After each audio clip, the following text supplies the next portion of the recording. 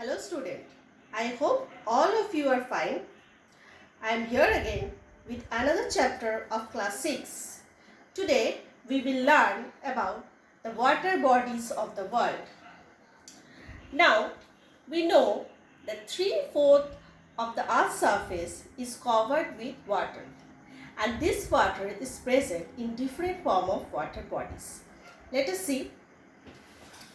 See, world water distribution, water system, and here is the percentage given. The oceans and seas is covered 97.200% of water.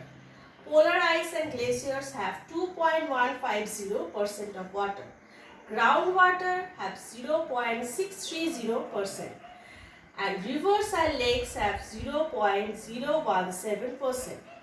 Water vapor have 0.001% of water. So, when we are talking about the water bodies, so the first comes is the oceans. Let us see. So, oceans. So, water oceans. The large bodies of water on the surface are called oceans. These large bodies of water are interconnected. The average depth of oceans is about 3800 meter below mean sea level, that is MSL. MSL means mean sea level. There are 5 great oceans, namely Pacific Ocean, Atlantic Ocean, Indian Ocean, Arctic Ocean, Southern Ocean. Now we will know about this ocean one by one. First comes the Pacific Ocean. Pacific Ocean is the largest ocean and covers about 1/3 of the Earth's surface area. It is almost circular in shape and extends from the Arctic Ocean in the north to the Southern Ocean in the south. It is bounded on the west by Asia and Australia and on the east by North and South America. The Pacific Ocean is the deepest of all the oceans. The northern part is the deeper. These deep parts are called trenches or deeps. The deepest point in Pacific Ocean, about 11,033 meter deep, is the Mariana Trench. Along the coastal margin of the Pacific Ocean, there is a zone of the most active volcanoes of the world called the Ring of Fire. This ocean has many big and small islands. Some of the biggest islands are Japan, Philippines, and New Zealand. Numerous coral and volcanic islands are also present here. Next comes to Atlantic Ocean. Atlantic Ocean is the busiest ocean in the world. It is the busiest ocean as most of the trades is going on through this ocean. The ocean has a vast continental shelf, the mid-Atlantic ridge, 14,000 km long and 4,000 meter high, extending from Ireland in the north to Bouvet Island in the south, is the most striking feature of the Atlantic Ocean. Although it is a submarine ridge, some of its peaks project out of the water as island. Example, Azores and Cape Verde. Some of the peaks are volcanic peaks. Bermuda is a coral island. There are many deep areas about 4,000 meter deep called basins, such as the Labrador Basin and Brazil Basin. This ocean does not have too many islands. Newfoundland, the British Isles, West Indies, and the Falkland Islands are some known ones. Next is Indian Ocean. The floor of the Indian Ocean has fewer irregularities in comparison with the other oceans. The Sunda Trench, which lies to the south of Java, is the deepest point in Indian Ocean and its depth is 7,450 meter deep. The Andaman and Nicobar, Sri Lanka, Madagascar and Zanzibar are better known islands. Lakshadweep and Maldives are coral islands. Next come to the Arctic Ocean. Arctic Ocean is located in the Arctic North Polar region with cover of floating ice. It is the smallest and the shallowest oceans. It is surrounded by the continent of Asia, Europe, North America and the island of Greenland. It remains frozen for the maximum part of the year as it lies within the Arctic Circle. Next is Southern Ocean. In the year 2000, the Southern Ocean was added to the world's list of oceans. It is also called the Antarctic Oceans. Southern Oceans comprises the southernmost part of three major oceans, the Pacific, Atlantic and Indian, surrounding the continent of Antarctica. Now come to the next water bodies, that is seas. So, a sea is a large body of saline water. Saline means salty water that may be connected with an ocean. So, sea is generally smaller than oceans. Now, there are two kinds of seas. One is marginal, another one is inland. So, what are marginal seas? So, large shallow bodies of water along continental edges or margins are called marginal seas. These seas are cut off from an open ocean by an island or a peninsula. They are mostly affected by the human activities. Examples of marginal seas are Arabian Sea, Bering Sea, Baltic Sea, Mediterranean Sea, Black Sea, Gulf of California, etc. Next is inland seas. So, sometimes seas may be surrounded by land. These are called inland seas. Example are the Sea of Aral and the Dead Sea. Now come to the river. What is a river? A river is a channel of water flowing from highland to lowland and finally going into a lake or a sea. A small river which also joins a larger river is called a tributary. For example, I can say that Yamuna is a tributary of Ganga. The point where a river ends and enters the sea is called its mouth. And the point where the river starts is called its source. Deltas are formed here, means deltas are formed at the mouth of the river. Now, the course of river is divided into three stages. Number one is the upper course, number two, middle course, number three, the lower course. So, let us discuss about the upper course first. So, the upper course, the river remains in the mountainous region. So, as we told here, as we know, as I told you here that the rivers are flowing from highland to lowland. So, in the upper course, the river remains in the mountainous region, and as it is flowing in the mountainous region, so it flows very swiftly and it deepens its valley. V-shaped valleys are formed in this course.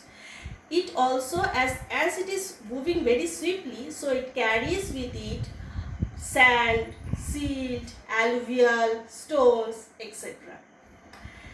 Next come to the middle course. So, after leaving the mountainous course, the river entered the plain land. Okay?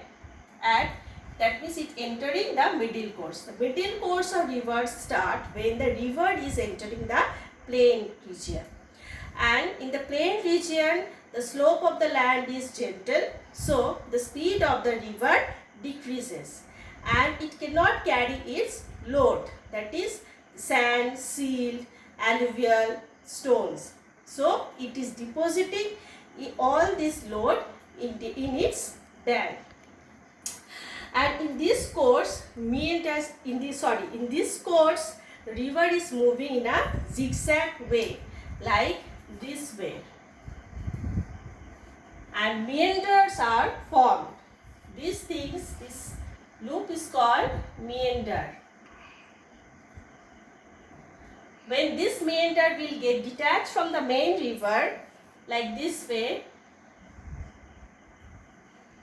it will form an oxbow lake.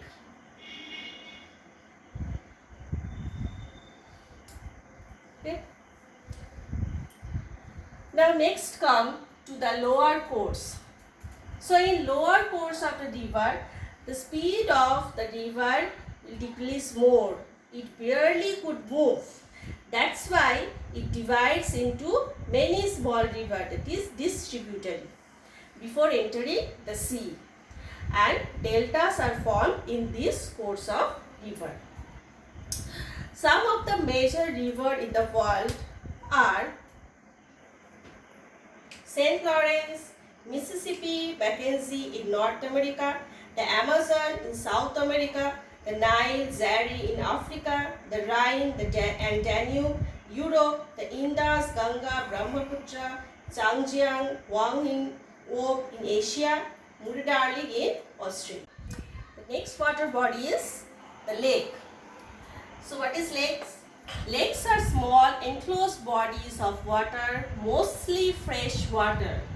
Generally, they do not have access to the open sea, but there are some lakes which have saline water. Okay? Lakes can be classified based on their formation. For example, tectonic lakes, volcanic lakes, glacial lakes, karst lake, salt lake, and oxbow lake. Now we will learn about some other water bodies. So first is Gulf and Bay. An inlet of the sea surrounded by the land on three sides is called a gulf. A similar feature is a bay, but gulf are more indented and enclosed, while bays have wider mouths. Like this. Gulf are more indented and enclosed. These are gulf, and this is bay. It is more wider. For example, the Gulf of Mexico, Hudson Bay, Gulf of Mannar, Persian Gulf, Bay of Bengal, etc. Next is strait. A strait is a narrow stretch of water separating two land masses and joining two seas. For example, Palk Strait between India and Sri Lanka. It is joining Gulf of Mannar and Bay of Bengal. Next is lagoon. At times, a shallow body of water gets cut off from the sea by a coral reef or an arm of the land. Such body of water with a narrow opening to the sea is called a lagoon. For example, Chilika and Pulicat lakes along the eastern coast of India. Now we will know about the water pollution. So as we know that water is essential for every organism on the earth's surface. But with increase in population, water is also getting polluted. So what is water pollution? Contamination of water bodies means water pollution. So when any chemical or biological or any physical substances enters into a fresh or ocean water, it degrades its quality and it affects the aquatic life and marine life. This is the water pollution. Now let us see what are the causes of water pollution. So causes of water pollution are, first is industrial sector. So with increase in population, industrialization also increases, and the waste which is formed in the industries are disposed to the nearby river, and nowadays it also disposed in the ocean, which is polluting the water, and also it is affecting the marine life and aquatic life. Next is agricultural sector. So nowadays the farmers are